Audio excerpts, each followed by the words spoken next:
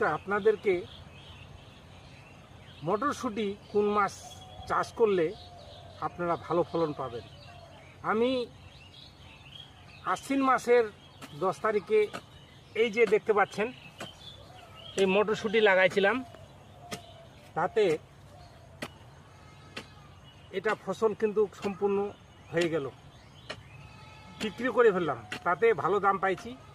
এর আগে আমি আপনাদেরকে বলেছিলাম যে যদি অ্যাডভান্স আপনারা মটরশুঁটি বা যে কোনো ফসল লাগালে আপনারা ভালো দাম পাবেন।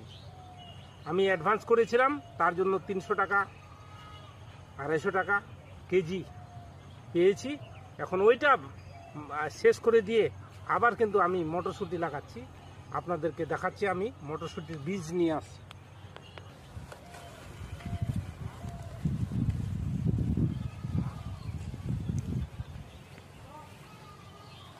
মটরশুঁটির বীজ এর মধ্যে ফেলবো।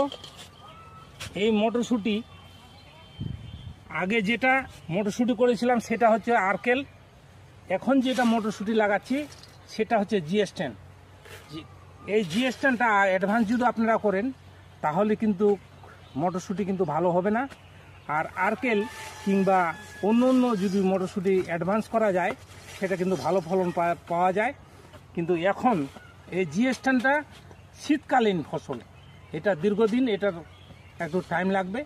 তাই সবাইকে বলবো যে এখন যদি আপনারা মটরশুঁটি করবেন, সময়টা চলছে, এটা অগ্রহণ মাস, অগ্রহণ মাসে আপনারা যদি মটরশুঁটি করেন, কেবল খালি শুধু পড়লো অগ্রহণ মাস, আর এই অগ্রহণ মাসে যদি এই GS10টা লাগান তাহলে শীতকালীন ফসল প্রচুর ভালোভাবে ফসল পাবেন। আরেকটা আপনাদেরকে নতুন ফসল তৈরি হয়ে গেছে, সেটা আপনারা আসুন আমরা দেখাচ্ছি। মেথি, এটা হচ্ছে মেথি। আমি আপনাদেরকে বলেছিলাম যে অ্যাডভান্স যদি আপনারা মেথি বা যে কোনো ফসল যদি আপনারা করতে পারেন তাহলে কিন্তু ভালো পয়সা পাবেন। আমি অ্যাডভান্স দেখার জন্য, আপনাদেরকে দেখার জন্য এই যে মেথি শাক, মেথিটা লাগাইছি।